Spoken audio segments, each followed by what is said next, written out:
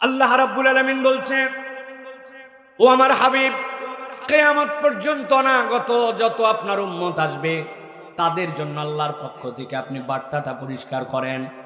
আল্লাহর নবীকে বললেন, ওয়াযাক্কির ফাইন্না যিকরা তানফাউল মুমিনিন।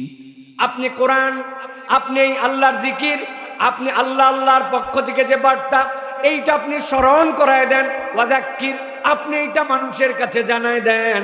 আল্লাহ বলছেন, আমি আল্লাহ গ্যারান্টার হলাম, ফাইন্না যিকরা, নিশ্চয় এই স্মরণ, নিশ্চয় আয়োজন, নিশ্চয় এই কোরআন শোনা, এইটা অবশ্যই অবশ্যই মুমিনদের জন্য কল্যাণ বয়ে নিয়ে আসবে। এই কথা যে বলেছেন কল্যাণ বয়ে নিয়ে আসবে, আওয়াজ করে বলতে হবে এই কথাটাই গ্যারান্টিটা দিয়েছেন কে? আল্লাহ রাব্বুল আলামিন গ্যারান্টি দিয়েছেন। এরপরে আল্লাহ রাব্বুল আলামিন বলতেছেন, এই যে আমি তোমাদের জন্য তানফাউল মুমিনিন বললাম, এইটাকে আমি আম করে রাখলাম, খাস করা হয় নাই। উপকার দিবে, কিন্তু কি উপকার দিবে আল্লাহ রাব্বুল আলামিন এই জায়গায় বলেন নাই। সামনের আয়াতে, পরের আয়াতে আল্লাহ রাব্বুল আলামিন বলছেন, ও আমার হাবিব, আপনি আপনার উম্মতের জন্য বার্তাটা জানান। ওয়ামা খালাকতুল জিন্না ওয়াল ইনসা ইল্লা লিয়াবুদুন।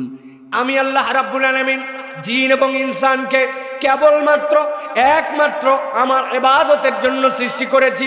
এই আয়াতে কারিমা শুনে নাই, জানে না, এরকম এখানে একজন লোক নাই। কিন্তু এখানে আমাদের আকীদার বিষয়, আমাদের কতকগুলা বিষয় আছে যেই বিষয় হয়তো বা আমি জানি না। আমি আল্লাহর জন্য 5 জায়গায় নামাজ পড়ি, 2 বার আমি হজ করছি, 1 বার আমি উমরা করছি, রমজান মাসে রোজা রাখি, সাপ্তাহিক রোজা রাখি, আল্লাহর জন্য দান খয়রাত করি। এইগুলা সবগুলা ইবাদত। আমরা অনেক সময় মনে করি আল্লাহ আমাদেরকে ইবাদত করতে বলেছেন, নিশ্চয়ই ইবাদত বন্দিগি করলে আল্লাহর লাভ হয়। আল্লাহ রাব্বুল আলামিনের মর্যাদা বোধহয় ইবাদত বন্দিগি করলে বান্দার ইবাদতে আল্লাহর বোধহয় মর্যাদা বাড়ে। আহলে সুন্নাত ওয়াল জামাতের আকীদা হচ্ছে, দুনিয়ার মানুষ ভালো করে জেনে নাও, দুনিয়ার সব মানুষ যদি আল্লাহর ইবাদত করতে শুরু করে, আমার আল্লাহর ইজ্জত এত উচ্চ, আমার আল্লাহর ইজ্জত এক চুলো বাড়ে না। আর দুনিয়ার সব মানুষ যদি আল্লাহর ইবাদত করা বাদ দিয়ে দেয়, আমার রব্বুল আমিনের ইজ্জত এমন জায়গায়, দুনিয়ার সব মানুষ ইবাদত বাদ দিয়ে দিলেও আমার রবের ইজ্জত এক চুল পরিমাণ কমে না। সুবহানাল্লাহ। তাহলে আমরা কেন আল্লাহর ইবাদত করি? ইবাদতের কারণ কি? আল্লাহ রাব্বুল আলামিন ক্লিয়ার করতেছেন বান্দাদের জন্য। আল্লাহ জানাচ্ছেন, নবী আপনি জানাই দেন, মা উরিদু মিনহুম মির রিজকি ওয়া মা উরিদু আন ইউতঈমুন।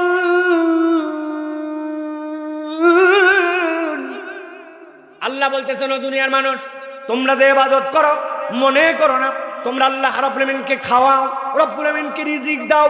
আল্লাহর জন্য ইবাদত করা আল্লাহর রিজিক নয়, আল্লাহর খাদ্য নয়, বরং রব্বুল আলামিন বলতেছেন, বান্দা তুমি জেনে রাখো, ইন্নাল্লাহা হুয়ার রাজ্জাক, নিশ্চয় তোমার আল্লাহ হচ্ছেন তোমার জন্য রাজ্জাক, রিজিক দাতা। কেমন রাজ্জাক জানো নাকি? আল্লাহ বলছেন, যুল কুওয়াতিল মাতিন, যিনি অসীম শক্তিধর, দুনিয়ার সবাই তার কাছে মুখাপেক্ষী, তিনি কারো কাছে মুখাপেক্ষী নন। আল্লাহ হচ্ছেন এমন রিজিক দাতা। সুতরাং ইবাদত বন্দেগীতে তুমি আল্লাহকে রিজিক দাও না, আল্লাহকে খাওয়াও না, বরং আল্লাহ অমুখাপেক্ষী রিজিক দাতা, শক্তিধর, যিনি বান্দা তোমাকে রিজিক দেন। আল্লাহ যে আমাদের রাজ্জাক, এ বিষয়ে আমাদের কোন রকম কনফিউশন আছে? সন্দেহ আছে? আওয়াজ করে বলতে হবে, ইমানের বিষয় সন্দেহ আছে? যখনই বলবো আমি আওয়াজ করে বলতে হবে, বুঝবেন এর পিছনে কোনো কথা আছে, উদ্দেশ্য আছে। আপনি মনে করছেন আমি এমনি এমনি আপনার থেকে আওয়াজ নিছি না, এমনি এমনি নেই নাই। আপনি কুমিল্লার মানুষ, আপনি মনে করছেন আল্লাহ আমার রাজ্জাক, কে না জানে না? আল্লাহর রাজ্জাক সবাই জানে। ওই মক্কার আবু জেহেল, উতবা, সাইবা তারাও জানতো। আল্লাহ কোরআনে জিজ্ঞাসা করেছিলেন তাদেরকে, মাইয়ারযুকুকুম মিনাস সামাই ওয়াল আরদ আম্মা ইয়ামলিকুস সামআ ওয়াল আবসার। ওই আবু জেহেল, আবু লাহাব, উতবা, সাইবা বলো, আসমান জমিন থেকে রিজিক দেয় কে? ওরাও বলছিল রিজিক দেয় আল্লাহ, আল্লাহ ছাড়া কেউ রিজিক দিতে পারে না। আপনি আমিও তো স্বীকার করবো, ইমানদার আমরা, তাহলে আমরাও বলেছি রিজিক দাতা আল্লাহ। কিন্তু পয়েন্টটা যেই জায়গায়, সেই জায়গায় হচ্ছে আল্লাহ যে রাজ্জাক, এই রাজ্জাক কেমন রাজ্জাক, রিজিক দাতা মানে কি, এইটার বিষয়ে আমাদের কনসেপ্ট ক্লিয়ার নয়। চাচা অবস্থা কি সংসারের? আল্লাহর দয়ে বাবা কিছু থাক বা না থাক, বাজার হাটের চিন্তা আল্লাহ আমার রাখে নাই। যে পরিমাণ ফসল আছে, আগামী 1 বছরের ধান রেডি, বাজার আল্লাহর দয়ায় চলতেছে। ও 7 দিনের বাজার তো ফ্রিজেই আছে। কথা বলেন। তাহলে আপনার কনসেপ্ট আল্লাহ হচ্ছেন রাজ্জাক, তার মানে তিনি কেবল আপনাকে খাওয়ায়, আপনার বাজারের টেনশন নাই। মানে আপনি মনে করছেন রব্বুল আলামিন আমার জন্য রাজ্জাক। আপনি যদি আল্লাহ কেবল আপনাকে খাওয়ায় আর আল্লাহ আপনার বাজারের টেনশন দূর করছে, এইটাকে যদি আপনি রাজ্জাক বলেন, তাহলে আল্লাহর রাজ্জাকের আপনি মাত্র 5% বুঝেছেন, 95% আপনি এখনো বুঝেন নাই। বলবেন কেমনে? ঠান্ডা মাথায় একটু কয়েকটা উদাহরণ বোঝেন, তাহলে বুঝবেন রব্বুল আলামিন কেমন রাজ্জাক আপনার আমার জন্য। এই বাংলাদেশে এই সিজনে আবহাওয়া দারুণভাবে ঠান্ডা হয়েছে, কিন্তু যতই ঠান্ডা হোক, ফ্রিজের ভিতরে যে ঠান্ডা আপনার এই পরিমাণ ঠান্ডা এখনো হয় নাই, 0 ডিগ্রি সেলসিয়াস হয় নাই, ঠিক কিনা? কিন্তু আমি একবার আমেরিকার সফরে ছিলাম, থাকা অবস্থায় মিশিগানে গেছি। মিশিগানে যাওয়ার পরে সেখানে দেখি আসমান ভাঙ্গে মনে হচ্ছে তুলা পড়তেছে। দেখলাম তুলা পড়ে না, 10-15 মিনিটের মধ্যে জমিন সাদা হয়ে গেল, 2 ইঞ্চি 3 ইঞ্চি উঁচু হয়ে গেল। -17 ডিগ্রি সেলসিয়াস। আসমান থেকে তুষার পরে পরে আবহাওয়াটার অবস্থা অন্যরকম হয়ে গেল। ভালো করে মনে রাখেন, তাপমাত্রা হচ্ছে -17। ফ্রিজের তাপমাত্রা অনেক সময় -17 বা 18 থাকে। আরেকবার গিয়েছি হজের মধ্যে, আপনারাও দেখেছেন হজের দিন আরাফাতের ময়দানে কি পরিমাণ গরম, 45 degree Celsius, feel like 50 degree Celsius. মনে হয় সব কিছু জ্বলে পুড়ে শেষ হয়ে যাবে। তাহলে একটা আবহাওয়া 50 ডিগ্রি, আরেকটা -17 ডিগ্রি।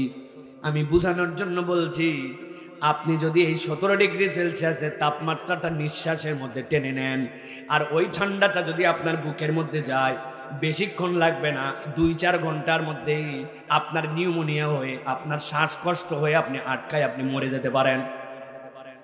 আবার আপনার 50 ডিগ্রি সেলসিয়াস, ওই তাপমাত্রা যদি আপনি আপনার অন্তরের মধ্যে, আপনার ওই নিঃশ্বাস দিয়ে আপনি বুকের মধ্যে নেন, তাহলে সেইটাই এমন গরম আপনার জন্য, আপনার যে রক্তের যে কণিকাগুলো আছে, শ্বেত কণিকা, আপনার জন্য যেই রক্তগুলাকে জমাট বাঁধানো আছে, সেইগুলা গরমে সেইগুলাকে ভেঙে দিবে। আপনার সাথে সাথে ব্লিডিং হয়ে হয়তো আপনি মারা যেতে পারেন।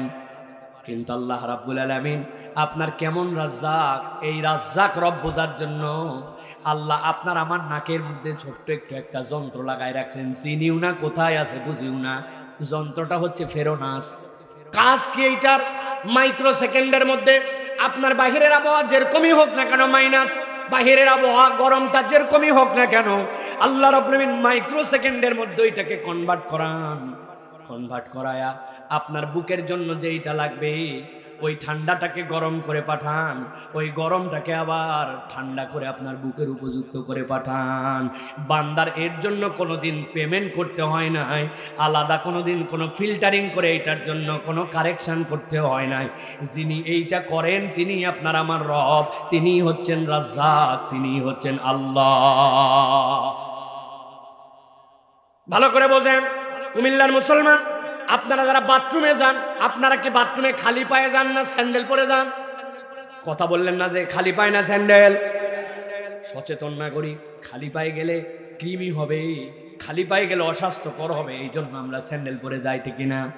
এখন আপনি যে স্যান্ডেল পরে গেছেন, ঠান্ডা মাথায় দেখেন, খেয়াল করে, হঠাৎ করে আপনার বাড়িয়ালি 3 মাস পরে 2 মাস পরে আপনাকে বলছে, শোনেন আজকে বাথরুমে ঢুকছিলাম, পা গেছিল পিছলায়, অল্পের জন্য আল্লাহ বাঁচাইছে, কি করা লাগবে? বলে আসার সময় স্পঞ্জের স্যান্ডেল একটা নিয়ে আসবেন। স্যান্ডেল বাতিল হয়ে গেছে, স্যান্ডেল খোয়া গেছে।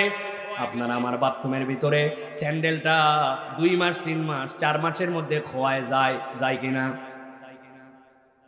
আপনি আপনার বাথরুমে ঢুকছেন, ঢোকার পরে কয় ধাপ আপনার বাথরুমে? 10 ধাপ 15 ধাপ। এর বিষয়ে বাথরুমের ভিতরে আপনার কাজ নাই। আপনারা কেউ আছেন নাকি বাথরুমের ভিতরে মর্নিং ওয়াক করেন, ইভিনিং ওয়াক, দৌড়াদৌড়ি, কুচকাওয়াজ আছে নাকি? না। বাথরুমের ভিতরে ঢুকলেন, বাথরুম সারলেন, ওযু করলেন, বেরিয়ে আসলেন। মাত্র 10 ধাপ 15 ধাপ এইটা দেওয়ার পরে 2 মাস 3 মাসের মধ্যে আপনার স্যান্ডেলের তলা খোয়ায় গেল। কিন্তু বান্দা কোনোদিন একবার বিবেচনা করলো না। এই বান্দার বয়স 70 বছর হয়ে গেল, 90% সময় ওই বান্দা খালি পায়ে চলাফেরা করে।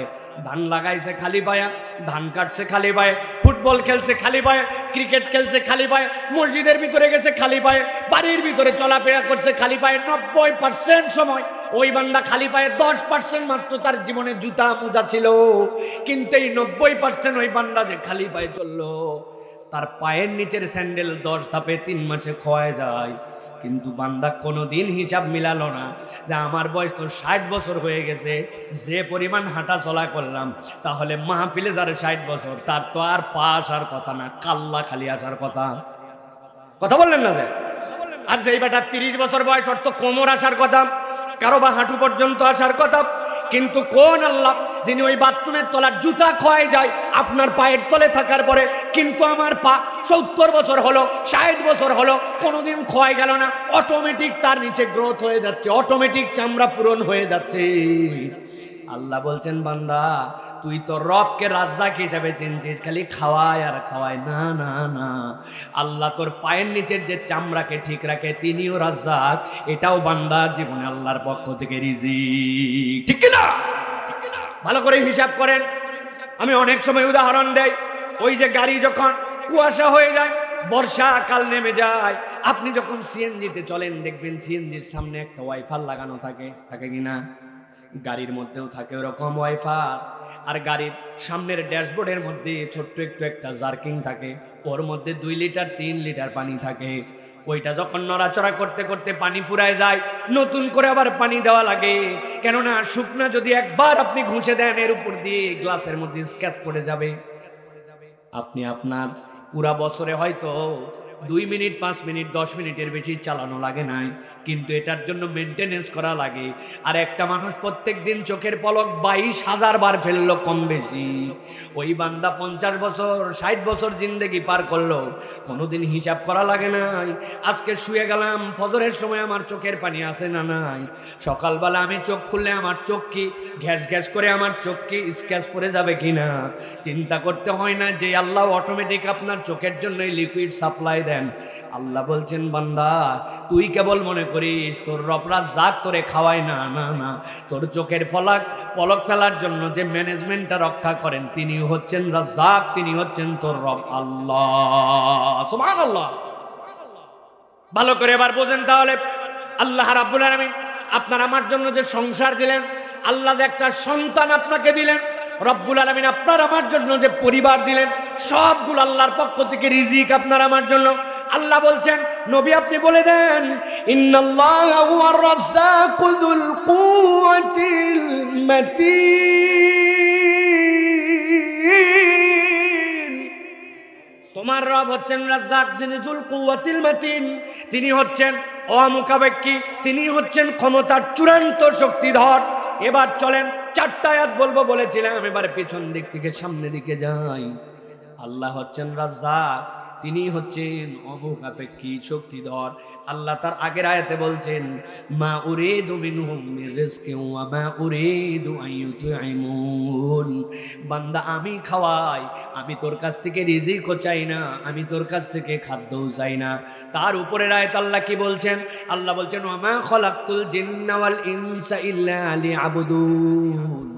আমি জিন আর ইনসানকে একমাত্র আমার ইবাদতের জন্য সৃষ্টি করেছি। তার উপরের আয়াত আল্লাহ কি বলেছেন? প্রথম আয়াত আল্লাহ বলছেন, নবী বলে দেন, ওয়াযাক্কির ফাইন্নায যিকরা তানফাউল মুমিনিন। ও আমার হাবিব, আপনি এই জিকির মানুষকে জানান, নিশ্চয়ই এই জিকির মুমিনদের জন্য উপকার দিবে। আল্লাহ উপকারটাকে আম করে রেখেছেন। আর শেষে আল্লাহ বলতেছেন, ইন্নাল্লাহা হুয়ার রাজ্জাক, আল্লাহ হচ্ছেন তোমার জন্য রাজ্জাক। মুফাসসিরিনে কেরাম ব্যাখ্যা করছেন, আল্লাহ রাজ্জাক হিসাবে বান্দাকে যেরকম সব কিছু দিতে পারেন, আল্লাহ বলছেন জিকিরের দ্বারা তোমাকে উপকার দিব, এটাকে খাস না করে আম করে রেখেছেন। একটা বান্দার জীবনে যা লাগবে, আল্লাহ তার সবগুলা সমস্যার সমাধান আল্লাহর জিকিরের দ্বারা ঘটায় দিতে পারে।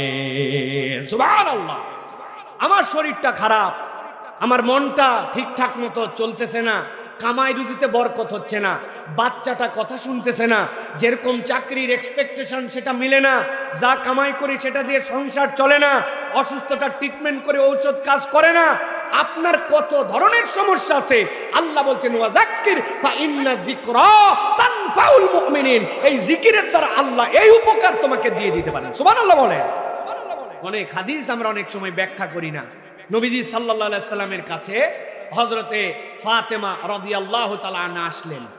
আপনারাও জানেন, যদি জানেন যেখান থেকে জানেন সেখানে যাই হো বলেন, ইয়া রাসূলুল্লাহ, যাতা চলাতে চলাতে আমার হাতে কড়া পড়ে গেছে, কষ্ট আর কষ্ট, কারণ আমার জব আমাকে ভাঙতে হয়, আমার গম আমাকে পিষতে হয়, তারপরে রুটি বানায় সংসার চালাতে হয়, আমাকে একটা খাদেমা দেন যে আমার জন্য একটু সহযোগিতা করবে, এই কষ্টকর কাজ যেটা করতে করতে আমি ক্লান্ত হয়ে যাচ্ছি, ইয়া রাসূলুল্লাহ আমাকে একটা খাদেমা দেন। এরকম কোন হাদিস আপনারা শুনছেন? মাশাআল্লাহ, তাহলে তো আপনারা দিন সম্পর্কে জানেন। নবীজি সাল্লাল্লাহু আলাইহি সাল্লাম তাকে কি বললেন? শোনো, আমি কি তোমার খাদেমার থেকে উত্তম কিছু তোমাকে একটা দিব? বলেন দেন ইয়া রাসূলুল্লাহ, তাহলে তো ভালো হয়, ডবল, খাদেমার থেকেও ভালো দিবেন। নবীজি বললেন তুমি সুবহানাল্লাহ, আলহামদুলিল্লাহ, আল্লাহু আকবার 33 33 33 এইটা আমল করবে, এটা তোমার জন্য তোমার খাদেমার থেকে উত্তম। সুবহানাল্লাহ বাড়ির যায় বলেন। এটা জানেন আপনি, কিন্তু আপনি মনে করছেন এটা একটা ওজিফা। হ্যাঁ সুবহানাল্লাহ, সুবহানাল্লাহ, অনেক সওয়াব হয়, আমলনামা ভরে যায় সওয়াবে, এই জন্য না, এটার আক্ষরিক অর্থ আছে, এটা আল্লাহর জিকির। আল্লাহর নবী সাল্লাল্লাহু আলাইহি ওয়াসাল্লাম জেনে বুঝে এটা বলছেন। শারীরিক কষ্ট ফাতেমা রাদিয়াল্লাহু তাআলা জানতেন, মানসিক কষ্ট জানতেন, হাতের কষ্টটা বুঝেছেন। আল্লাহর নবী বলছেন এটা তোমার এমন জিকির যেটা তোমার আমলনামাও ভারী করবে, তোমার শরীরকেও শক্তিশালী করবে। তুমি কষ্ট ছাড়া ওই পরিশ্রম এই জিকিরের দ্বারা তোমার শরীরের দ্বারা আদায় করে নিতে পারবে। সুবহানাল্লাহ বলেন। এটা আল্লাহ রাব্বুল আমিনের পক্ষ থেকে এই জিকিরগুলো এরকম মর্তবা, এইগুলোর মধ্যে পাওয়ার আছে। সংখ্যাগুলো যে বলা হয়েছে 33, কি জন্য? এইগুলোর মধ্যে হিডেন কোড আছে, আপনি বুঝবেন না, আপনি ফিল করবেন না, কিন্তু যারা সফটওয়্যার ইঞ্জিনিয়ার তারা জানে। আপনি মোবাইলটা নিলেন, নেওয়ার পরে বলছেন ভাই একটুখানি আমার বিদেশে এক ছেলে আছে, কল করো তো। আপনি মোবাইল কিনছেন 1 লাখ টাকায়, সিমের মধ্যে আছে 1000 টাকা, এমবি আছে অনেকগুলা, 5G ইন্টারনেট, মোবাইল আপনার নিজের টাকার কিনা। আপনি মোবাইলে নাম্বার চাপে লাল বাটন যেটা আছে ওইটা দিয়ে কল দিচ্ছেন, যাবে তো না ভাই? যারা বুঝেন নাই তাদের উত্তর দেওয়ার দরকার নেই। কি বলেন যাবে না? অবশ্যই যাওয়াই লাগবে, আমার নিজের টাকায় কিনা মোবাইল, আমার নিজের ইন্টারনেট ঢুকানো আছে, যাবি না মানে যাওয়াই লাগবে। আমি লালই চাপি আর জবুতি চাপি, আমার ব্যাপার, কাজ হবে, কাজ হবে। লাল বাটনে চাপ দিলে যাবে না, কেটে যাবে। কি জন্য? সফটওয়্যার সেট করা আছে, ওটা সফটওয়্যারটা ফাংশনের মধ্যে ইনস্টল করা আছে, আপনি চাইলে এটা কাজ করবে না। ঠিক একই রকম মনে রাখতে হবে, আল্লাহ 33 বলছেন, 7 বলছেন, 3 বলছেন, এইগুলা প্রত্যেকটার আলাদা সার্কেল আছে। ওই কোড আমি জানি না, কিন্তু ওইটা করলে রব্বুল আলামিন ওইটা দান করবেন। এই জন্য আল্লাহ বলছেন ফাযাক্কির ফা ইন্না যিকরা তানফাউল মুমিনিন। কেমনে উপকার করবে তুমি জানবে না, কিন্তু অবশ্যই জিকিরের দ্বারা ফায়দা হয়। সুবহানাল্লাহ বলেন। এটা আল্লাহ রাব্বুল আলামিনের ওয়াদা। অতএব এবার বলেন, আমরা যে কোরআন শোনার জন্য আসার জন্য বসলাম, এতে লাভ আছে না নাই? কম না বেশি? বুঝে না বুঝে? বুঝে, আলহামদুলিল্লাহ বলেন। তাহলে আল্লাহ রাব্বুল আমিন আমাদেরকে নিয়ে আসলেন, আমরা সকলে আল্লাহর কৃতজ্ঞ হই যে আল্লাহ রাব্বুল আমিন আমাদেরকে নিয়ে আসছেন আজকে অন্ততপক্ষে কোরআন শোনার জন্য। আমরা কিছু কথা কোরআনুল কারীম থেকে শুনবো ইনশাআল্লাহ। আছেন তো আপনারা না ভাই? ইনশাআল্লাহ। আমার শ্রোতা কোনো মুরব্বী শ্রোতা না, মুরব্বীদের জন্য আমি কথাবার্তা জানি না, এই জন্য বলতে পারি না। কারণ এই চাচারা যত বড় আল্লাহর ওলিদের কথা শুনছে, বুজুর্গদের কথা শুনছে, আমাদের মতো এইরকম গুনাহগার, টুটা ফাটা, আমল নাই, এলেম নাই, তাদের কথা না শুনলেও চলবে। এই জন্য মুরব্বীরা থাকলে ভালো, চলে গেলেও সমস্যা নেই। ছুটি দেওয়া থাকলো আপনাদের বাবা, বউ আর শুনছেন আপনারা। আমার শ্রোতা হচ্ছে ইয়াং যারা, তরুণ যারা, এদের একজন থাকলেও আমার সমস্যা নাই। আমি মাইকালাকে দেখছি, তরুণ মানুষ আছে, আপনারা সবাই গেলেও কোনো প্রবলেম নাই, মাইকালা থাকলেও চলবে ইনশাআল্লাহ। ইনশাআল্লাহ প্রিয় ভাইরা, এটা এই জন্য বললাম যে এখন আমাদের তরুণদের এমন একটা ধারণা হয়েছে যে তারা সব জেনে ফেলছে দুনিয়ায়, ঠিক না ভাই? আর কুমিল্লা অঞ্চলে এক ঘাট বেশি জানে এখানকার লোকেরা, কেননা এখানকার প্রধান রপ্তানিকারক পণ্য ছিল মানুষ। তারা চলে গেছে আল্লাহর দয়ায়, যাওয়ার পরে তারা এখন সেই টাকা পাঠায়, আর এখানে ওনারা ফুটানি মারে, ঘুরে খায়, আর ভাব না হ্যাঁ আমার বাপ সুইডেন, তোরটা ডেনমার্ক, ওরে বাবা রে বাবা। এরা সিএনজিতেও কাউকে ভাগে নেয় না, একাই এক সিএনজি নিয়ে আসে। আমার বাপ বাইরে থাকে, টাকা পয়সা ওখানে ডলার উড়ে, ইউরো উড়ে, উনি ধরার অত সময় পায় না, মাঝে মাঝে ঘুম থেকে উঠে যা ধরে ওইটাই আমাদেরকে পাঠায়, আর উনি এখানে তাপালিং মারায়। এত বড় মোবাইল নিয়ে ঘরে, জিন্সের প্যান্ট পরে করে উল্লুক পাল্লুকের মতো চুল কাটে, ইচ্ছা মতো আয়োজন, নামাজ নাই, কালাম নাই, কিচ্ছু নাই, ফুটানি মারে, তাপালিং মারে, আছে কিনা? ভালো করে বুঝে আরে জিজ্ঞাসা করছে, গোসলের ফরজ কয়টা? ঠন ঠনা ঠন ঠন কিচ্ছু জানে না। চিন্তা করছে হাইরে গেলে হয়, একটা কিছু তো বলা লাগবে, বলছে 3টা। আল্লাহু আকবার। ওই যে ক খ গ ঘ নৈবেত্তিকের মতো কমন পড়ে গেছে, 3টা বলে ফেলছে। এখন ধর যায় কি কি 3টা ঠিক মতো বল। চিন্তা করছে হায় হায়, যে জামা কাপড়, যে পিক আপ, যে জুতা, যে ভাব, এতে তো আমার দুর্বল কাটলে হবে না। অনেকক্ষণ পরে বলছে জানা আছে। আরে কি জানা আছে বল। বলছে জানা আছে বলে, বল রে ভাই জানা থাকলে। বলতেছে শোন, গোসলের পরে 3টা, লুঙ্গি, বদনা, গামছা। আপনি হয়তো হাসলেন, হয়তো লুঙ্গি, বদনা, গামছা বলে না, কিন্তু এটা যে জানে না, আওয়াজ করে বলেন, এরকম বালেগ হয়ে গেছে পুরুষ মানুষ আপনার গ্রামে আছে না? তাদের ঘরে তারা আসে যে জোর করে বললেন, এগুলা কি বস্তিতে থাকে? এগুলা কি বাড়িহীন ঠিকানাহীন থাকে? আসে বলার আগে 2বার ভাবেন, আপনার ঘরে আছে, আমার ঘরে আছে। কিন্তু ভাব নিয়ে ঘুরে বেড়ায়, সব জেনে ফেলছে এরকম মুডে। কোরআনের সাথে তার কোনো তাল্লুক নাই, দ্বীনের সাথে তার কোনো সম্পর্ক নাই। এটা আমাদের জন্য অধপতনের কারণ। এই জন্য দিনদারি যদি আমাদের মধ্যে না থাকে, আল্লাহ রসুলের প্রিয়তা যদি আমার মধ্যে না থাকে, তাহলে বুঝবেন আমার ইমান আস্তে আস্তে কাটতির দিকে আছে। ইমান কাটতির দিকে নিয়ে কবরে গেলে বাঁচা যাবে না, ইমানটাকে বাড়ায় নিয়ে কবরে যাওয়া লাগবে, নচেত বাঁচার উপায় নাই। প্রিয় ভাইয়েরা, আপনারা কিছু সময় কথা শুনবেন তো ইনশাল্লাহ। আব্দুল্লাহ বিন আব্দুর রাজ্জাক ভাই চলে আসছেন, উনি সময় মতো চলে আসবেন। আমি আপনার কাছে আধা ঘন্টা আর একটু কথা বলতে চাই, যেহেতু এত কষ্ট করে আসছি, আমি আরো আধা ঘন্টা আপনাদের কাছে কথা বলতে চাই। শুনতে রাজি আছেন ইনশাল্লাহ?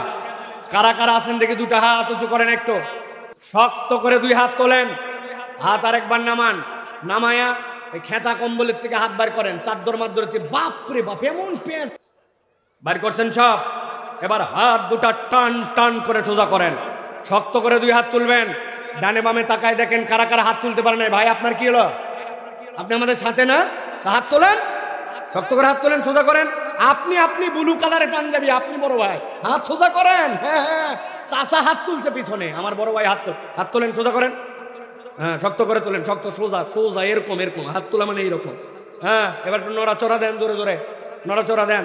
এবার হাতটা টান করে এরকম করেন, ধাক্কা দিয়ে সোজা করেন। করছেন? এবার একটু পিছন দিকে দেন, পিছনে। মাশাআল্লাহ। এবার একটু ডানে দেন, এবার একটু বামে দেন, এবার একটু সোজা করেন, সোজা করছেন। এবার বুক বরাবর নেন, এই বরাবর।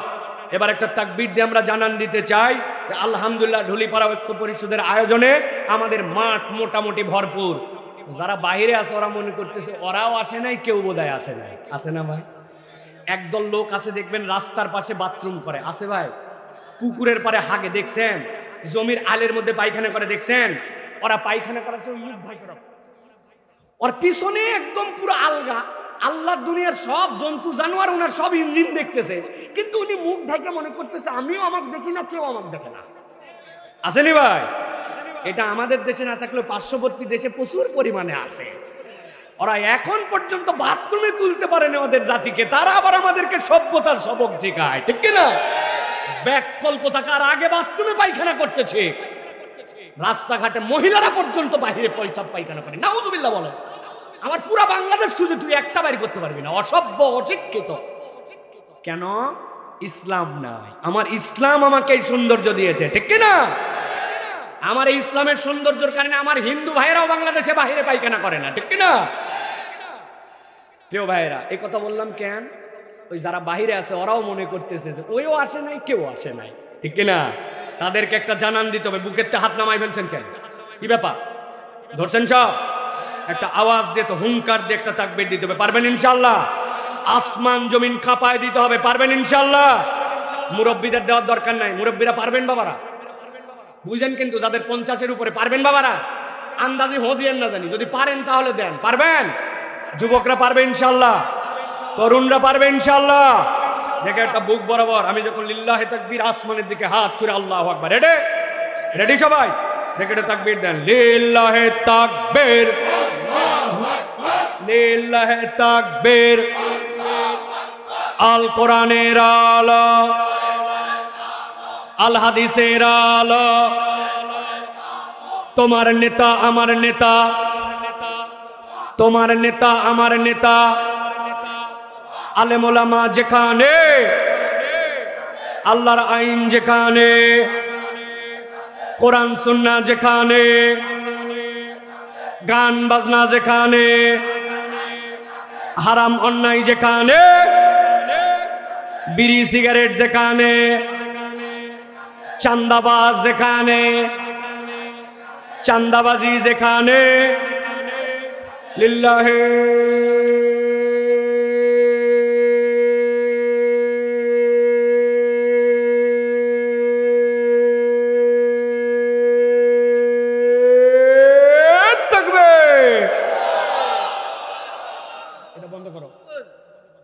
প্রিয় ভাইয়েরা, আলহামদুলিল্লাহ বলেন। রাগ করছেন আপনারা? রাগ করছে শয়তান, ঠিক না? আল্লাহু আকবার সে শুনতে পারে। আল্লাহু আকবার শুনলে যে শয়তান রাগ করে, এটার কোনো প্রমাণ আছে? কার কাছে আছে দেখি? বলেন, কি প্রমাণ আছে? বলেন, শুনুন, বলেন।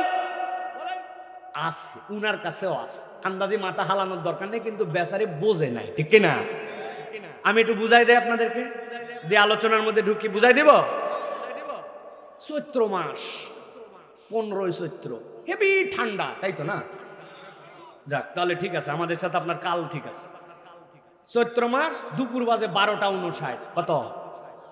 আরে আসমান, রোদ, মানুষ হয়রান, গাছপালা, পশু সব কিছু একদম তৃষ্ণার্ত, ঠিক কিনা? ওই সময় হঠাৎ করে একটা কুত্তার কঠিন তৃষ্ণা লাগছে।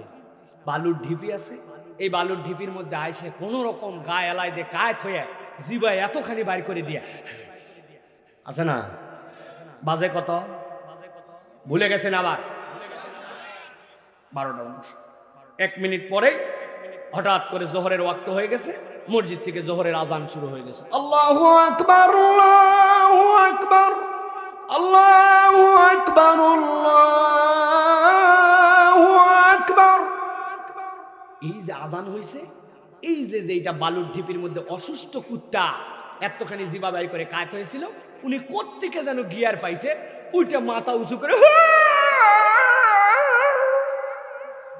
আছে না ভাই? এই মরা কুত্তা, তুই একটু আগে তোর দম বার হয়ে যায়, তুই কোত্থেকে গিয়ার পালি পাই? ঠিক না? কি জন্য হ্যাও হ্যাও করলো? নবীজি সাল্লাল্লাহু আলাইহি সাল্লাম বলছেন, তুমি দেখো না, কিন্তু সে দেখে। ইনফ্রারেড রে যেরকম তুমি রিমোট চাপ দিলে এর মধ্যে একটা রে আছে, তুমি দেখো না, কিন্তু কাজ হয়ে যায়, রিমোট দিয়ে টিভি অন হয়ে যায়, রিমোট দিয়ে এসি অন হয়ে যায়। শয়তানকে ওরকম ওই কুত্তা দেখে যে সে পালায় যাচ্ছে আল্লাহু আকবারের ধ্বনি শুনে। কুত্তা এমনি হাও হাও করে না, শয়তানের ওই পালানো দেখে সেও খুশি হয়, খুশি হয়ে হাও হাও বলে সুবহানাল্লাহ। তাহলে শয়তান যে পালায় এটার প্রমাণ আছে, কিন্তু বুঝি না, ঠিক না? সকালবেলা মোরগ বাঁকে, কয় মোরগ বাঁকে, বলে না? মোরগ বাঁকে না, ও সুবহুন কুদ্দুসুন বলে। ও দেখে ফেরেশতা নামে, ফেরেশতা ওঠে, ফেরেশতা দেখে সে আল্লাহ রাব্বুল আলামিনের প্রশংসা করে। সুবহানাল্লাহ বলেন। তাহলে আল্লাহু আকবার বললে খুশি হয় কে? ঈমানদার। রাগ করে কে? শয়তান। এই জন্য আগামীর বাংলাদেশে আমরা দ্ব্যর্থহীন কণ্ঠে জানাই দিয়ে রাখতে চাই, আগামীর বাংলাদেশে আল্লাহু আকবারের পক্ষে যারা, তাদের পক্ষে আমরা, ঠিক না? আগামীর বাংলাদেশ তরুণদের বাংলাদেশ, আগামীর বাংলাদেশ হাদির বাংলাদেশ, হাদির আদর্শ যারা লালন করে তাদের বাংলাদেশ, ইসলামপন্থীদের বাংলাদেশ। আল্লাহু আকবারের স্লোগান এই বাংলাদেশে কিয়ামত পর্যন্ত চলবে, একজন যদি আল্লাহ আল্লাহ বলনেওয়ালা ঈমানদার থাকে, ঠিক না? অতএব আল্লাহু আকবারের পক্ষে যারা, তার পক্ষে আমরা, ঠিক না? কোন দল পার্টির কথা বলছি? বলছে আল্লাহু আকবারের পক্ষের দল আমাদের। তুমি আল্লাহু আকবার বলতে শিখে যাও, আমি তোমার সাথে। সমস্যা কোথায়? সমস্যা কোথায়? এই জন্য প্রিয় ভাইয়েরা, আল্লাহু আকবারের পক্ষে থাকতে হবে। রাজি তো ইনশাআল্লাহ? চলেন আজকে তাহলে আমরা একটা ভিন্ন প্রসঙ্গে আমরা অল্প একটু কথা শুনবো। সেটি হচ্ছে, আজকে আমরা যে প্রসঙ্গে কথা শুনতে চাই, দুনিয়াতেই মানুষ থাকে, মানুষ এই দুনিয়ার থেকে আল্লাহর কাছে চলে যায়। কিন্তু কতকগুলা মানুষ এই দুনিয়াতে থাকতেই, আল্লাহ বলছেন তারা দুনিয়াতে থাকতেই ধ্বংসপ্রাপ্তদের তালিকায় নিজের নাম উঠায় নেয়। ওদের পরকাল কবর এত দূর যাওয়া লাগবে না, দুনিয়ায় থাকতেই এই মানুষগুলা নিজেরা নিজেদেরকে ধ্বংসপ্রাপ্তের তালিকায় উঠায় নেয়। আমরা কখনো ধ্বংসপ্রাপ্তের তালিকায় নিজের নাম উঠাতে চাই না, হালাক হয়ে গেছে এই তালিকায় থাকতে চাই না, আমরা বরং জান্নাতীদের তালিকায় নিজের নাম উঠাতে চাই, ঠিক কিনা? আজকে আমরা সংক্ষিপ্ত সময় শুনবো, উঠতে চাই জান্নাতের তালিকায়, কিন্তু আমি ভুল ট্রেনে উঠে আমি কি ধ্বংসপ্রাপ্ত নাম উঠে গেছি কিনা এটা তো আমি জানি না। কোরআন হাদিসের আলোকে দুনিয়াতে যে 60টা কারণে মানুষ ধ্বংসপ্রাপ্তের তালিকায় চলে যায়, আমরা এই 60টা শ্রেণীর সংক্ষিপ্ত বর্ণনা শুনবো। আব্দুল্লাহ ভাই ইনশাল্লাহ চলে আসবেন, ইনশাআল্লাহ এর মধ্যে আমি কথা শেষ করে ফেলবো। তাহলে ধ্বংসপ্রাপ্ত মানুষের কারণ কোরআন হাদিসের পরিভাষায় প্রাথমিকভাবে কয়টা? 60টা। বলেন কয়টা? 60টা। এইভাবে বললে হবে না, এইভাবে বললে ওয়াজ করবো না, আওয়াজ করে সকলের মধ্যে বলতে হবে। কয় কারণে কোরআন হাদিসের আলোকে প্রাথমিকভাবে মানুষ ধ্বংস হয়? এই যে 5 হাত, এই যে 5টা, এই হাতে কয় আঙ্গুল? অনেকের 6 আঙ্গুল আছে, তারা বুঝে তুলেন, কিন্তু এইটাতে 5 আর এই 2, একসাথে বলবো কয়টা? হাত তুলে দেখাতে হবে 60টা। রেডি? সব হাত নামান। আর যাদের 6 আঙ্গুল আছে তারা একটা তুলেন, কিন্তু আমি 8টা বলতে পারবো না। হ্যাঁ বলেন তাহলে, ধ্বংসপ্রাপ্ত মানুষের কারণ কয়টা? সব হাত ওঠে নাই, আরেকবার সুযোগ দিলাম, কয়টা? লাস্ট চান্স, কয়টা? অনেকেই চিন্তা করছে হুজুরি হাত তুলায় মোলায় কি শুরু করলে, দেখি কারণ আছে।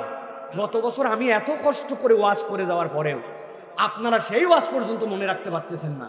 আর আপনারা বছরকে বছর খালি আয়োজন করবেন, আর কালকে যাওয়ার পর বলবেন একটা বক্তা আসছে ফাটাফাটি।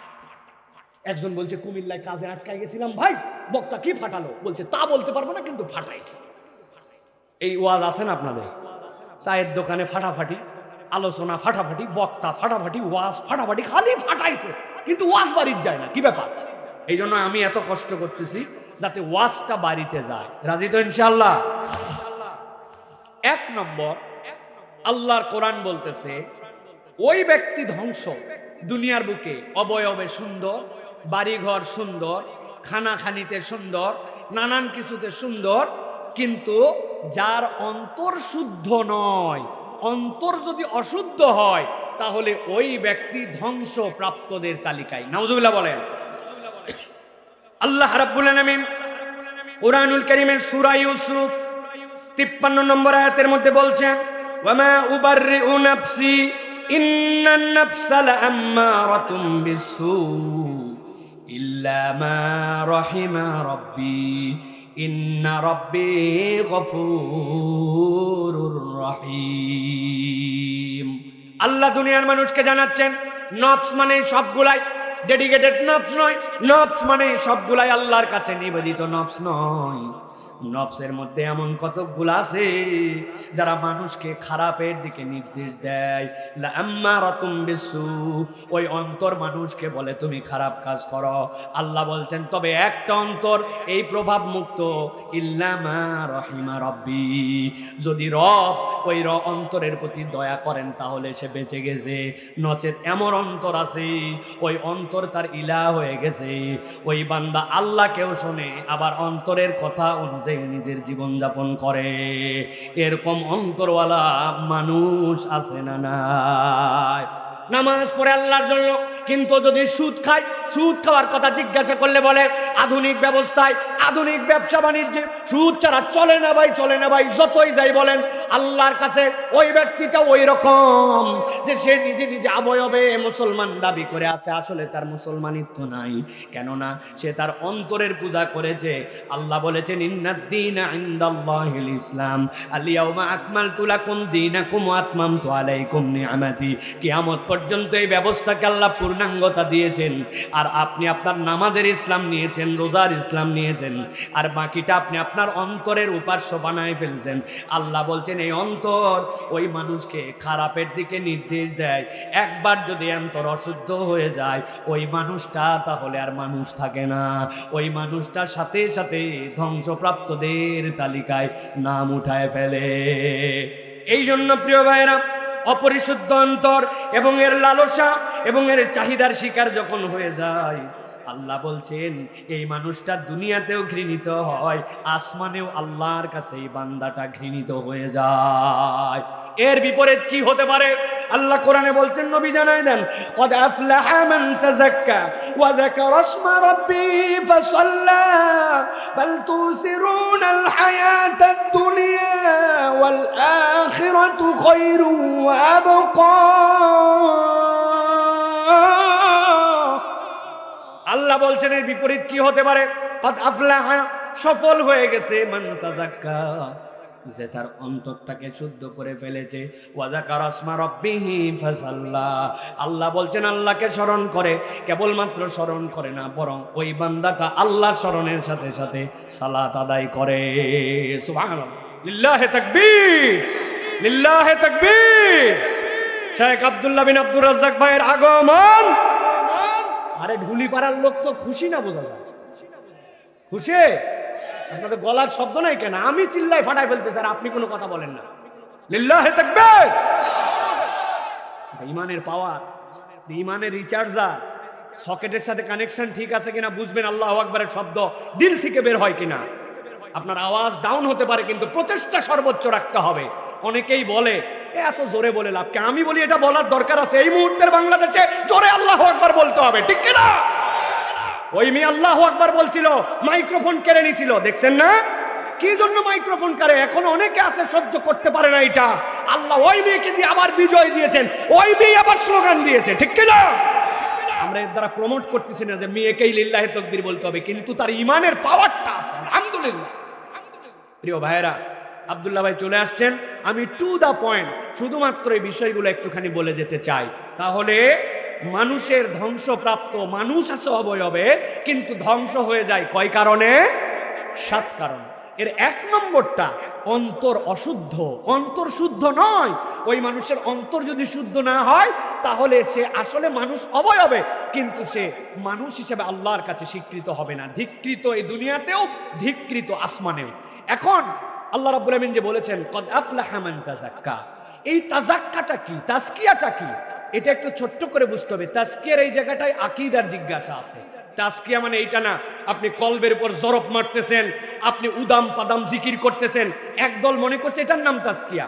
তাজকিয়ার ব্যাপারে কদ আফলাহা মান তাযাক্কা, এটার ব্যাপারে বলা হচ্ছে মান শাহিদা আল্লা ইলাহা ইল্লাল্লাহ ওয়া খালাল আন্দাদ ওয়া শাহিদা আন্নী রাসূলুল্লাহ। কেউ যদি স্বীকৃতি দেয় যে আল্লাহ রাব্বুল আলামিন ছাড়া কোনো ইলাহ নাই, তার বাজে অভ্যাস সে ত্যাগ করে এবং আল্লাহ রসুলকে স্বীকার করে, এইটাই হচ্ছে তার অন্তরের তাজকিয়া। সুবহানাল্লাহ বলেন। তাছাড়া তো আমরা বাঁচতাম না। তার মানে বিশুদ্ধ আকীদা লালন করা, আল্লাহর উলুহিয়াতে, রুবুবিয়াতে আপনি বিশুদ্ধ আকীদায় আছেন, তার মানে আপনার অন্তর তাজকিয়া হয়েছে। এই বান্দা আল্লাহর কাছে কোনো না কোনো ভাবে পার পেয়ে যাবে। সুবহানাল্লাহ। অতএব অন্তরকে কখনো অশুদ্ধ আকীদায়, বিভ্রান্তিকর চিন্তায়, অন্তরের মধ্যে বিদআত, এইগুলার স্থান দেওয়া যাবে না। এইটা হচ্ছে মৌলিক কথা। প্রিয় ভাইরা, আরো অনেক কথা আসছে, যেরকম বলা হয়েছে তাহহারা নাফসাহু মিনাল আখলাকির রাযিলা, খারাপ স্বভাবগুলোর থেকে সে নিজেকে সরায় নেয়। ওয়া তাবা আমান সাল্লাল্লাহু আলা রাসূলিহি, রাসূলের উপর যা অবতীর্ণ হয়েছে সেটার অনুসরণ করে তার অন্তরের তাজকিয়া হয়ে গেছে। সুবহানাল্লাহি ওয়া বিহামদিহি। অতএব আমার অন্তরকে বিশুদ্ধ রাখতে হবে, এটা 1 নম্বর। 2 নম্বরে ওই মানুষটা ধ্বংসপ্রাপ্তের তালিকায় চলে গেছে যে দুনিয়ার বুকে সম্পদ পেল কিন্তু তার নেচারটা কৃপণতায় পর্যবসিত করে নিল। মানুষ কিন্তু কৃপণ। আল্লাহ রাব্বুল আমিন বলছেন, হে নবী আপনি জানায় রাখেন আপনার উম্মতের জন্য, ইয়াকুম ওয়াজ-জুলম, ও দুনিয়ার মানুষেরা তোমরা জুলুম থেকে বেঁচে থাকো। ফা ইন্নাজ-জুলমা হুয়া যুলুমাতুন ইয়াউমাল কিয়ামা, কিয়ামতের দিনে এটা তোমাদের জন্য মহা অন্ধকার নিয়ে আসবে। ওয়াত্তাকুশ শুহা, নবী বলতেছেন আর খবরদার খবরদার কৃপণতা করো না, কৃপণতার চরিত্র থেকে তুমি বেঁচে থাকো। ফা ইন্নাশ শুহা আহলাকা মান কানা ক্বাবলাকুম, তোমাদের আগে যত জাতি ধ্বংস হয়েছে, নবী বলছেন এই ধ্বংসের অন্যতম কারণ ছিল তাদের কাছে সম্পদ ছিল, মনে করেছিল আমাদের হাতের কামাই। অথচ আল্লাহ বলছেন ওয়ামিম্মা রাযাকনাহুম ইউনফিকুন, আমি রব তোমাকে রিজিক দিয়েছি। এখানে এতবার জমায় মোতাকাল্লিম লাগে না, মিম্মা রাযাকনাহুম, আল্লাহ তাগিদ দিয়ে বুঝাচ্ছেন এই রিজিক তোর নয়, আমি তোকে দিয়েছি। অতএব বান্দা খবরদার খবরদার কৃপণতা করিস না। অতএব কৃপণ যে ধ্বংসপ্রাপ্তের তালিকায় সে। আপনি কেমনে ভাবেন আপনার রিজিক এটা আপনি কামাই করলেন, এটা আপনার রিজিক আপনার। এই যে আমি একটু ছোট্ট উদাহরণ দেই, এই যে আপনারা ধান ক্ষেতের মধ্যে বসে আছেন না, একটু চটপট করে উত্তর দিবেন, এই ধান কিরকম করে ছিটায় ছিটায় লাগাইছেন নাকি ধান ভিন্নভাবে লাগাইছেন? কিভাবে লাগাইছেন আমি একটু বলি, যদি মিলে যায় হো বলেন। প্রথমে একটা ছোট্ট জমি খুব সুন্দর করে রেডি করছে, ওর মধ্যে একটা ঘাস যেন না থাকে সব তুলছে, সবচেয়ে ভালো বীজ আগের রাত্রে ভিজায় রাখছে, ভিজায় রেখে ওইটার উপরে একটু ছাইটাই দিয়ে নিছে যাতে ওই জায়গায় কোনো ব্যাকটেরিয়া না থাকে। এরপরে বীজগুলা সুন্দর করে ছিটায় দিছে। পরের দিন যাওয়ার পরে দেখে ওই বীজের থেকে চারা গজাইছে, চারা এক বিঘ হয়েছে, চারাগুলা তুলছে, এরপরে ক্ষেত রেডি করছে, ওই চারা এরপরে মাঠে লাগাইছে। এইভাবে যদি ধান লাগায় তাহলে একটা আওয়াজ দিয়ে বলেন হ্যাঁ, হ্যাঁ জয়যুক্ত হয়েছে, আলহামদুলিল্লাহ। এখন আমার জিজ্ঞাসা হচ্ছে প্রিয় ভাইয়েরা, যেই কিরে ভাই কি হলো,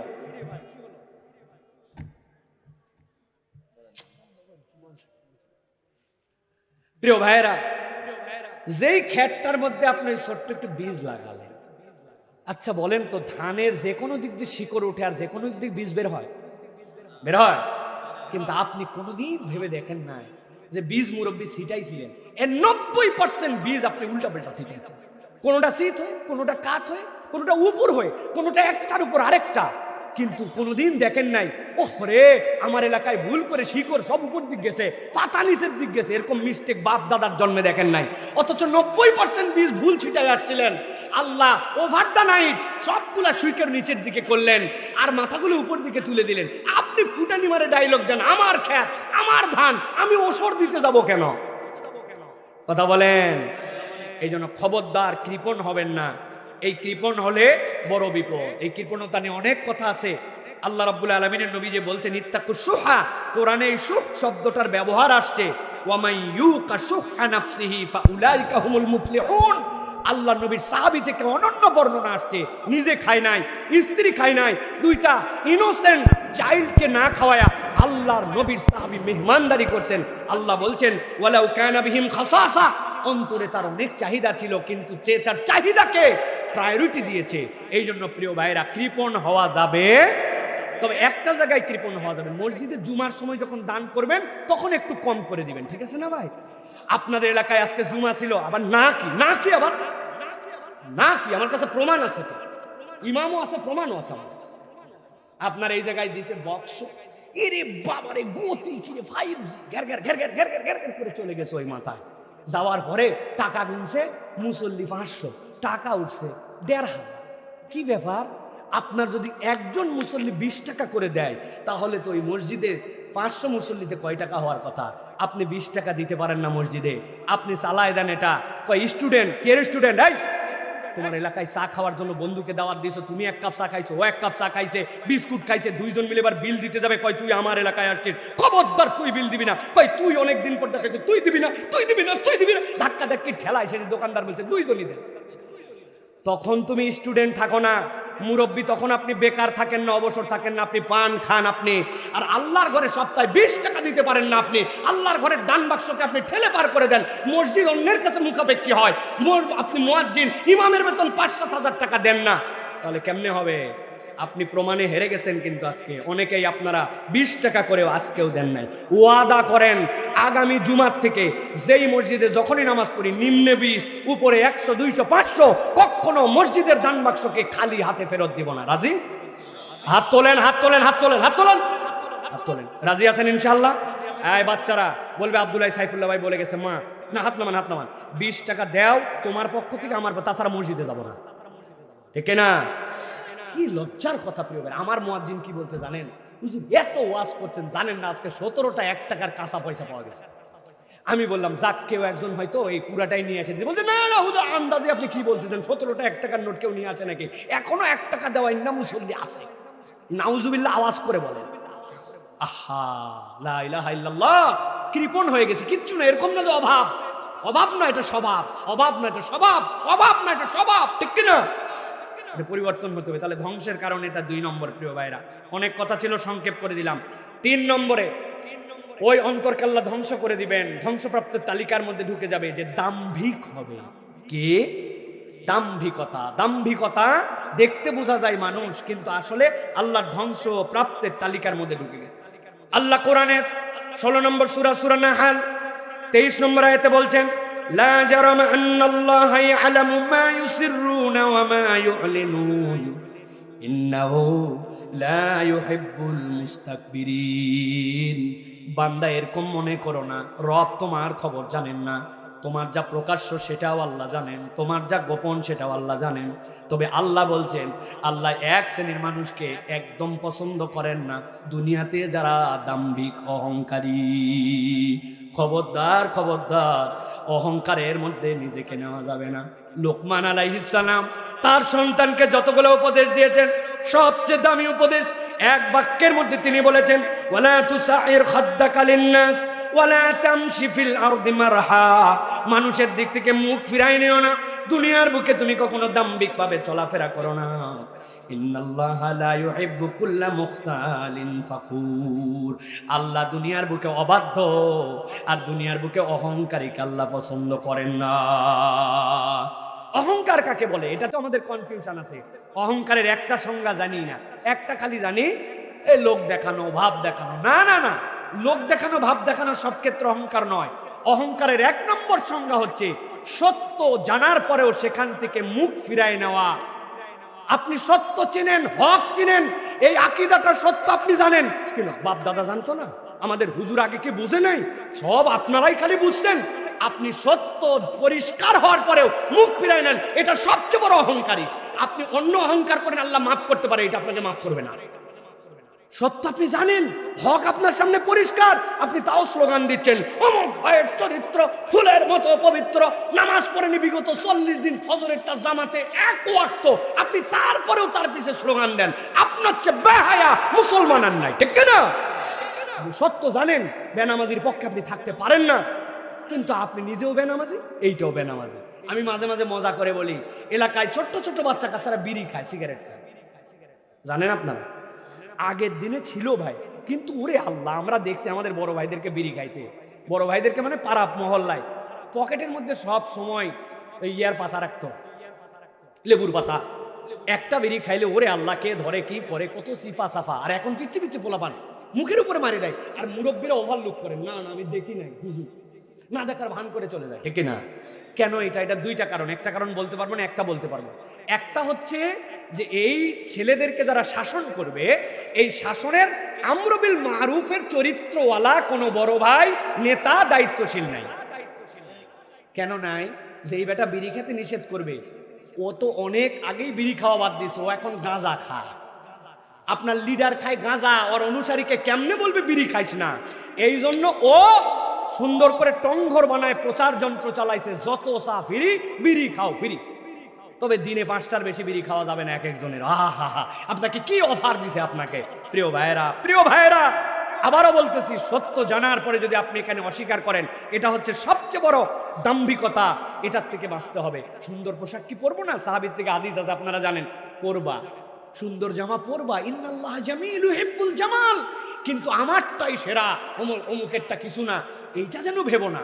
তোমারটা তুমি পড়ো, আল্লাহ দিছে নিয়ামতের কৃতজ্ঞতা করো, কিন্তু আমি সেরা, সে বাতিল, সে অনেক উপরে, আমি কিছু না। খালি জিজ্ঞাসা করছে, ভাই তোমার জামাটা তো সুন্দর, এটা আরমানির থেকে কেনা, আরমানিতে। জুতা খালি বলছে, ওরে বাবারে, কোন কোম্পানি, কত দাম, সব বলা শেষ। মানে ফুটানিটা কি, আমারটা উচ্চ, তোমারটা নিচু, এই জায়গায় অহংকার হয়ে যাবে। কিন্তু আপনি সুন্দর পড়েন, সুন্দর চর্চা করেন, এতে আপনার অপরাধ নাই।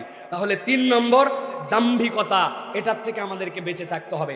4 নম্বরে যেটা বলবো, ওই অন্তর ধ্বংসপ্রাপ্ত, যেই অন্তর দুনিয়াকেই আখিরাতের উপরে প্রাধান্য দেয়।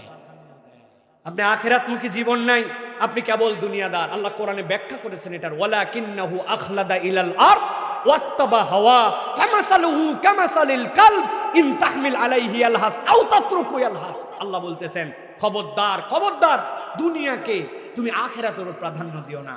ইমাম ইবনুল কাইয়িম রাহিমাহুল্লাহর একটা উদাহরণ আছে, ঐতিহাসিক উদাহরণ। উনি বলছেন এক লোক, তার পিছনে ছায়া, যখন সূর্য হেলে গেছে ছায়া ধরার জন্য দৌড়াচ্ছে। ইমাম ইবনুল কাইয়িম বলতেছেন রাহিমাহুল্লাহ যে সে কি তার ছায়া ধরতে পারবে?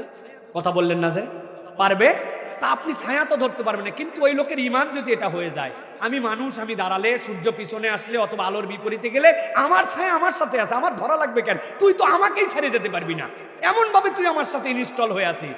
তিনি উদাহরণ দিচ্ছেন, তুমি ছায়ার পিছে দৌড়া, ওটা দুনিয়া ধরতে পারবা না, কিন্তু একবার যদি বুঝো ছায়া আমার সাথে আছে, তোমার দুনিয়াও থাকবে, তোমার আখিরাতও থাকবে। অতএব ইমানদারের চরিত্র হবে দুনিয়াকে প্রাধান্য দেওয়া নয়, বরং পরকালমুখী জিন্দেগিকে গঠন করে চলা। আরেকটা উদাহরণ মনে পড়ছে, আপনাদের কাছে বলি প্রিয় ভাইয়েরা, বোঝার জন্য আপনাদের মাথার মধ্যে ঢুকায় রাখেন। এক লোক নাকি পানি খুব পছন্দ করত। একদিন বলছে আই লাভ ইউ ওয়াটার। পাশে একজন বলছে কি ইংরেজি শিখে তুমি আই লাভ ইউ ওয়াটার বলছে? ব্যাককল কথাটা। মানুষ বলে আই লাভ মাই ওয়াইফ, তুই বলিস আই লাভ ইউ ওয়াটার। বলছে বলবো না মানে, পানি আমার জান, পানি আমার প্রাণ। বলে কেমনে? আমি একজন জেলে মানুষ, নৌকা চালাই পানিতে, মাছ ধরি পানিতে, জাল খাওয়াই পানিতে, সব পানি, পানি আর পানি আমার। যেই লোকের কাছে এটা বলছে এবার একটা ঘাড় প্যারা ছিল, ওই বলছে ব্যাককল কথা তো ঠিক, আমি প্রথমে বুঝি নাই, তুই তো 100 right, I love you water it's okay, but ভালোবাসার লোকের সাথে মিলন হওয়া লাগে। তুমি উপরে ওই জায়গায় বসে বৈঠা মারো আর নিচে তোমার পানি। কথা হলো কি করা লাগবে? ওর হাতে ছিল একটা শাবল, এক মুহূর্ত দেরি না করে ঘাই করে এক ঠেলা দিয়া নৌকার তলায় এতখানি ফুটা করছে। ফুটা করে বলছে তাকায় দেখ, গল গল করে পানি উঠতেছে, এখন তোর সাথে মিলন হবে। নৌকার তলা সিদ্ধ করে যদি গল গল করে পানি উঠে, এদিকে মিলন হবে না ডুবন? ও ভাই ঘুমায় যাননি যারা, একটু বলেন মিলন না ডুবন? আমাদের সালাফরা উদাহরণ দিচ্ছেন দুনিয়া লাগবে, তাছাড়া আল্লাহ রাব্বানা আতিনা ফিদ দুনিয়া বলতেন না, কিন্তু তোমার অন্তর কলব ফুটা করে যদি তুমি ঢুকাও, তোমার দুনিয়াও ডুববে, আখিরাতও ডুববে। দুনিয়াটা বাইরে রাখো, তাহলে নৌকাটা ভাসবে। অতএব প্রিয় ভাইয়েরা, দুনিয়াকে প্রাধান্য দেওয়া যাবে না। ইবনে মাজা এই বিষয়ে, ইমাম ইবনে মাজা এই বিষয়ে অনেক কথা বলেছেন যে আপনার এই দুনিয়ার প্রাধান্যতার ক্ষেত্রে কি কি আমাদের জন্য সমস্যা হতে পারে, অসুস্থতা আসতে পারে, কিন্তু আপনার এটা রিমেডি জানতে হবে, এটা ট্রিটমেন্ট জানতে হবে। শয়তান তাকে যা বলে ওই অনুযায়ী শোনে। অথচ আল্লাহ রাব্বুল আলামিন বলছেন কামাসালিশ শাইতান ইজ ক্বালা লিল ইনসানি উকফুর। শয়তান দুনিয়ার মানুষকে বলে তুমি কুফরি করো। ফালাম্মা কাফারা ক্বালা ইন্নী বারিউম মিনক। যখনই সে কুফরি করে ফেলে, শয়তান এবার বলে আমি তোমার থেকে পানা যাচ্ছি, এর সাথে আমার কোনো সম্পর্ক নাই। ইন্নী আখাফুল্লাহ রাব্বাল আলামিন। শয়তান তখন ভালো সেজে যায়, সে বলে আমি আর আল্লাহকে ভয় করি। তার মানে শয়তান আপনাকে ধোঁকা দেয়। শয়তানকে আপনাকে চিনতে হবে।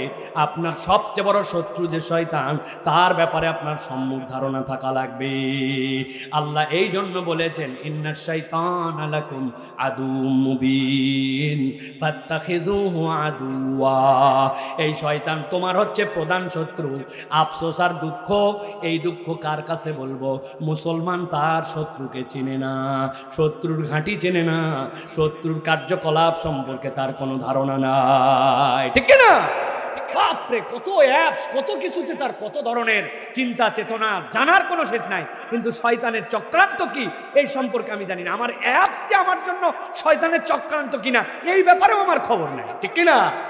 এই জন্য প্রিয় ভাইরা, শয়তানের কুমন্ত্রণা থেকে এটা ট্রিটমেন্ট আছে, এটার অনেক কথা আছে, সে বিষয়ে আজকে আর কথা বললাম না। 6 নম্বরে সম্পদ এবং প্রতিপত্তির লোভ। কি বলছি? সম্পদ এবং প্রতিপত্তির লোভ। এই কথার মানে আছে আপনাকে একটা প্রভাবিত হতে হবে। এতদিন বিদেশে থাকলাম, এলাকায় যদি একটা প্রভাব আমার না থাকে, এত ইউরো কামাই করলাম, আমার যদি একটা সুখ্যাতি না থাকে, এটা হচ্ছে একটা ইনজেকশন, যেটা দিয়ে মানুষ প্রতিপত্তির লোভে পড়ার পরে ওইটা মানুষ আর মানুষ থাকে না, তার অন্তরটা দুনিয়ার থাকা অবস্থাতেই তার শেষ হয়ে যায়। রাসূলুল্লাহ সাল্লাল্লাহু আলাইহি ওয়াসাল্লাম থেকে হাদিস আসছে বিষয়ে, তিরমিজির মধ্যে আসছে, রাসূলুল্লাহ সাল্লাল্লাহু আলাইহি ওয়াসাল্লাম বলেছেন দুটা ক্ষুধার্ত নেকড়ে বাঘকে ছাগলের পালে ছেড়ে দিলে যতটুকু না ক্ষতি করতে পারে, আমার উম্মতের সম্পদের লোভ আর এই যে প্রতিপত্তি, এইটা তার চেয়ে বেশি ক্ষতি করতে পারে। আল্লাহু আকবার।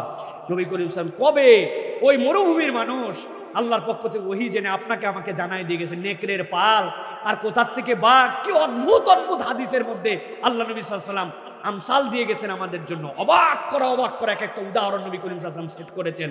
অতএব আমাদেরকে এখান থেকে বাঁচতে হবে। সর্বশেষ আজকের মোস্ট ইম্পর্টেন্ট পয়েন্ট 7 নম্বর, দুনিয়ার মানুষ দুনিয়াতে থাকতেই আল্লাহ রাব্বুল আলামিনের কাছে ধ্বংসপ্রাপ্তের তালিকায় চলে যেতে পারে।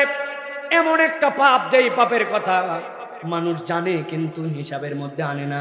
সেইটা হচ্ছে তার প্রকাশ্য পাপ নয়, বরং তার গোপন পাপ। তার গোপন পাপ যদি তার জীবনে থাকে, ওই মানুষটা ধীরে ধীরে ক্ষয় যায়, ধীরে ধীরে শেষ হয়ে যায়।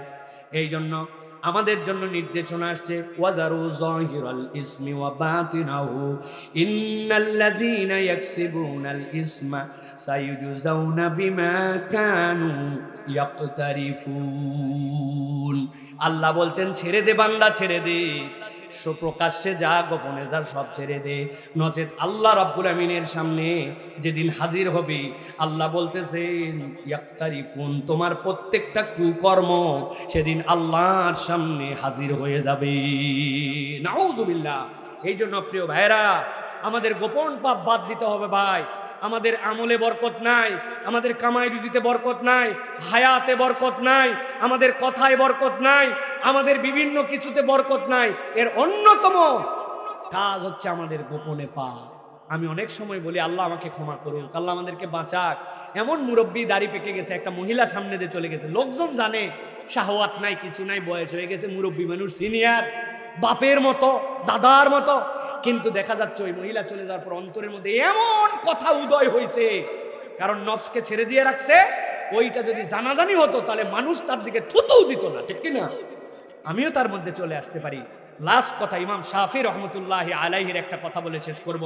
ইমাম শাফি রহমতুল্লাহ বলছেন 3টা কাজ ভীষণ কঠিন, 3টা কাজ ভীষণ কঠিন, জেনে রাখো। 1 নম্বরে সম্পদ কম থাকা অবস্থায় দান করা, এত সহজ নয়। 2 নম্বরে একাকী থাকা অবস্থায় গুনাহ মুক্ত থাকা, আপনি একাই আছেন কিন্তু আপনি গুনাহ করেন না, এত সহজ নয়। আর ইমাম শাফি বলছেন 3 নম্বর, যেই লোককে ভয় করো আবার তার কাছে প্রত্যাশাও করো, তার সামনে হক কথা বলা। আল্লাহর আসমানের নিচে জমিনের উপরে এত কঠিন কাজ নাই। প্রত্যাশা আছে, আবার ভয়ও পাই তাকে, তার একটা ভুলকে ভুল ধরায় দিচ্ছি আমি। ইমাম শাফি বলছেন এই 3 কাজ, এই 3টার থেকে বেঁচে যাও, তোমার অন্তরকে আল্লাহ রাব্বুল আমিন জাহান্নামের রাস্তা থেকে জান্নাতের রাস্তায় উঠাই দিবেন। সুবহানাল্লাহ বলেন। অতএব প্রিয় ভাইরা, আমরা আমাদের অন্তরগুলোকে হেফাজত করার জন্য চেষ্টা করি। আল্লাহ যেন আমাদেরকে তৌফিক দান করেন। আবার একটু সামারি করে দেই, প্রথম থেকে যা বলেছি, কোরআনুল কারীম শুনলে লাভ আছে না নাই? আল্লাহ রাজ্জাক হিসাবে খালি খাওয়ান না, সবগুলি আল্লাহ আমাদেরকে দেন। মনে আছে তো উদাহরণগুলা? বাথরুমের স্যান্ডেলের কথা মনে আছে তো? চোখের কথা মনে আছে তো? প্রিয় ভাইয়েরা, আল্লাহ যেন আমাদেরকে কবুল করেন। আর 7টা পাপ থেকে আমাদের বাঁচতে হবে, তাছাড়া আমাদের নফসগুলা ধ্বংস হয়ে যাবে। আল্লাহ এখান থেকে আমাদেরকে হেফাজত করুন। হাযা মা ইনদাল ইলমু ইনদাল্লাহ। আল্লাহ রাব্বুল আলামিন আমাদের আশা ভরসা কবুল করেন।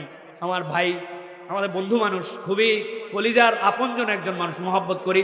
ভাই বসেছিলেন অনেক সময়, আসলে এটা আদবের খেলা, কিন্তু তারপরে কথাটা শেষ না করলে হয় না। এই জন্য আমি ভাইয়ের কাছে ক্ষমা প্রার্থনা করছি। উঠাউটি করবেন না ইনশাআল্লাহ। আল্লাহ আপনাদেরকে নিয়ামত দিয়েছেন, এই নিয়ামতের কৃতজ্ঞতা আদায় করেন। এখন আপনাদের সামনে ইনশাআল্লাহ আমার ভাই বয়ান করবেন।